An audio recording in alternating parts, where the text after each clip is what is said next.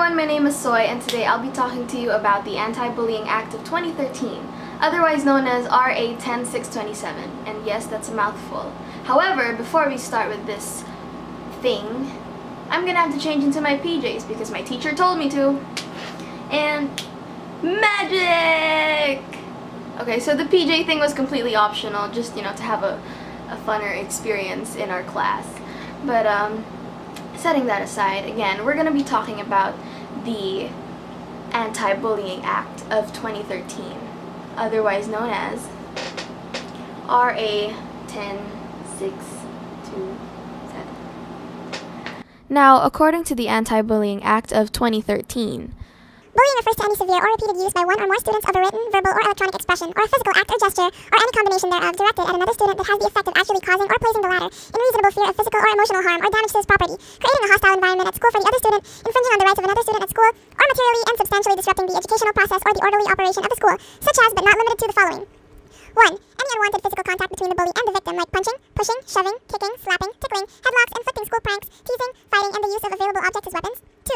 Any act that causes damage to a victim's psyche and or emotional well-being. 3. Any slanderous statement or accusation that causes the victim undue emotional stress, like directing foul language or profanity at the target, name-calling, tormenting, and commenting negatively on victims' looks, clothes, and body. 4. Cyberbullying, or any bullying done through the use of technology or any electronic means. The term shall also include any conduct resulting to harassment, intimidation, or humiliation through the use of other forms of technology such as, but not limited to texting, email, instant messaging, chatting, internet, social media, online games, or other platforms or formats as defined in Dep and Order number 4ES 2012, and any other form of bullying as may be provided in the school's child protection or anti-bullying policy consistent with the Act and this IRR. So there are several different kinds of bullying according to the Anti-Bullying Act of 2013, and we're going to talk about every single one of them. And the first one that we're going to be talking about is cyberbullying, and that's bullying through the use of technology and other electronic means. It's just like tweeting about someone or posting something that's mean on Facebook. The next thing we're going to be talking about is social bullying, and that's the intended repetitive aggressive act towards someone or to belittle an individual or a group. And the last that we're going to be talking about is gender-based bullying. And that refers to any act to humiliate or exclude someone just because of their gender or their sexuality.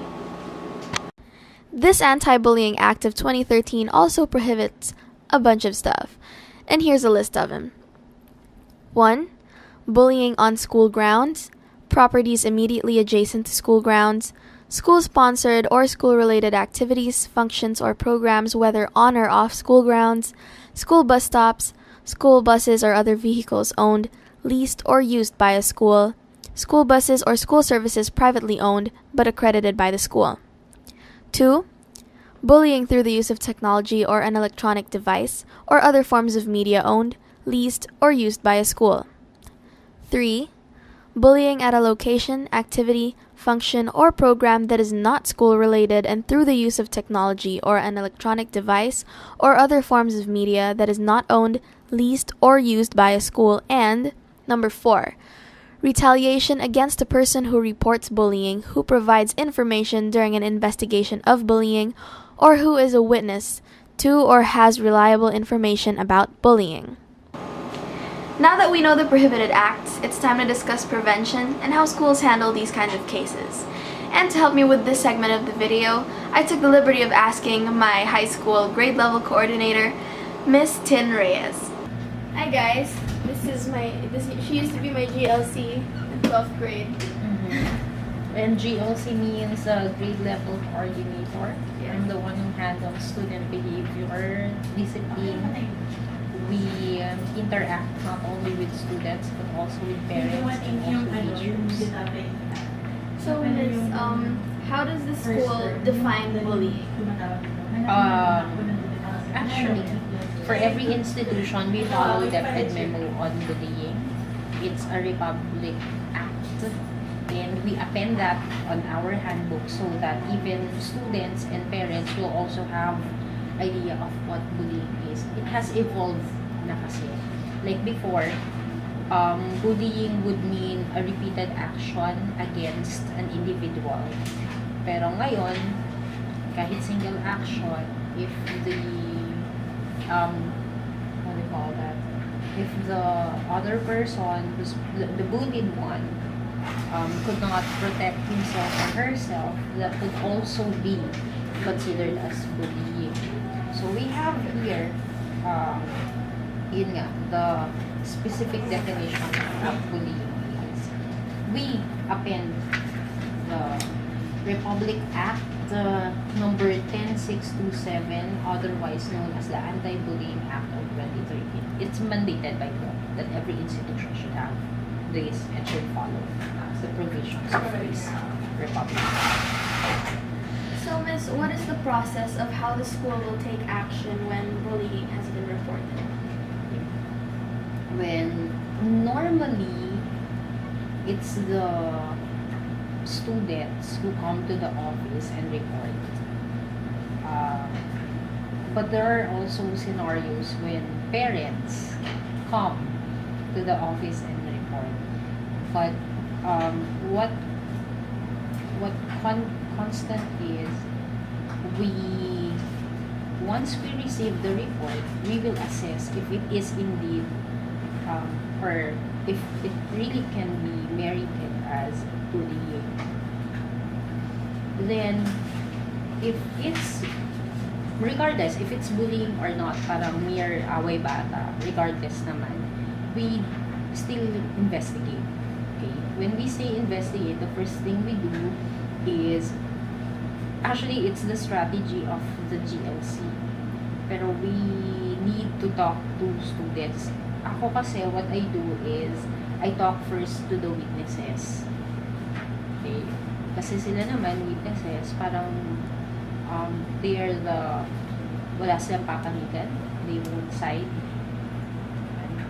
So, I talk to the witnesses. After that, I talk to siguro, I don't know, pwede nang the bully or the bully.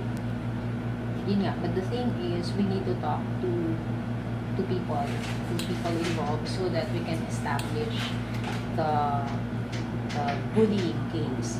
Now, there are two possible scenarios. If it's really bullying, then we will go to or proceed to a disciplinary process. Okay. Further investigation, further inquiry from the students involved, and then inform the parents, both of the bullied and then the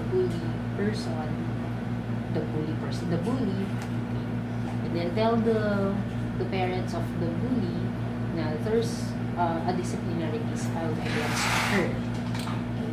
And then we also inform, there's a committee kasi handling bullying cases. We also inform that committee. It's an institutional committee, anti-bullying committee. And then, something that's important, we communicate, we coordinate with the guidance. Kasi we need to help both the bullied and the bully. So, immediately, pag may ganon na-report sa amin mga away, bullying, possible bullying, we refer that to the guidance immediately so that the guidance can monitor, can help us discuss things with the both parties. So, that's first scenario, kung bullying talaga siya. Now, there are scenarios, mas madalas kasi away bata na yan. Ako as GLC, I ask the students muna kasi maririnig mo sa kwento kung away bata or talagang may bullying. Pag naririnig ko na parang away bata o away magkakaibigan, binabalik ko sa kanila. Sasabihin ko sa kanila, gusto nyo ba talaga si GLC na? You really want the GLC to handle this? Or would you like to discuss things first with the concerned people? Kasi normally, friends din naman yun. Kasi our target really is to restore the friendship. Or, kung hindi man if there's no reconciliation, possible reconciliation, at least be civil with each other. Pag pumasok na kasi si GLC sa usapan, iba na. Yan. So, yun, binabalik ko sa kanila, kaya nyo pa ba? Kasi parang away, kaibigan lang. Or, I coordinate things with the guidance. Sasabihin ko sa kanya, parang ano lang to, conflict in a relationship, baka pwede pa natin ayusin. Huwag muna ako. So, the guidance talked to them.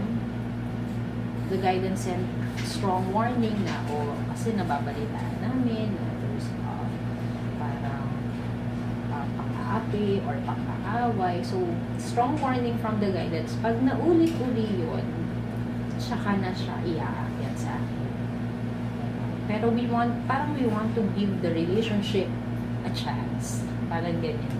Kung kaya nilang ayusin. So, very important. Whenever, sa kahit anong case, very important ang preliminary assessment. Kung ito ba ay i-accept nyo as disciplinary case or pwede pa natin pag-usapan. Does the school recognize cyberbullying? Yes. How would the school characterize cyberbullying? Ayun, it's also part of the provision, also part of the Republic Act. And just like the term bullying, there's also definition of what cyberbullying is here on our handbook. So cyberbullying, or any bullying done through the use of technology or any electronic means. The term shall also include any conduct resulting to harassment, intimidation, or humiliation through the use of other forms of technology, such as, but not limited to, texting, email, instant messaging, chatting, internet, social media, online games, and other platforms or formats. So, there's a specific definition of cyberbullying here sa handbook din natin as adopted dun sa Republic Act number 10627. Would you say that cyberbullying is a more popular trend than traditional bullying?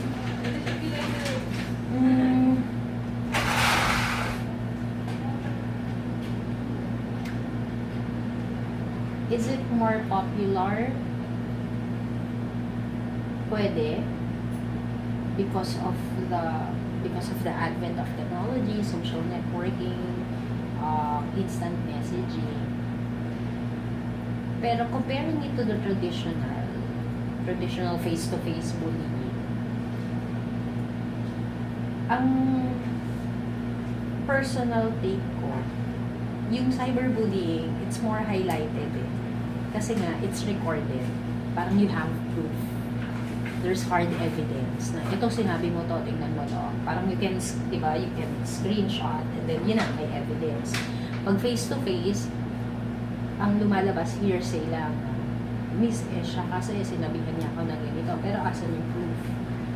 Dadali niya sa akin yung friend niya. Friend niya yun. So, gano'n.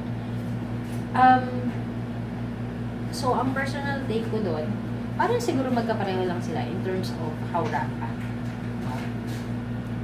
It's just that, yun nga, pag cyberbullying kasi, highlighted siya kasi you can produce hard evidence compared to the traditional, ang lumalabas hearsay lang siya.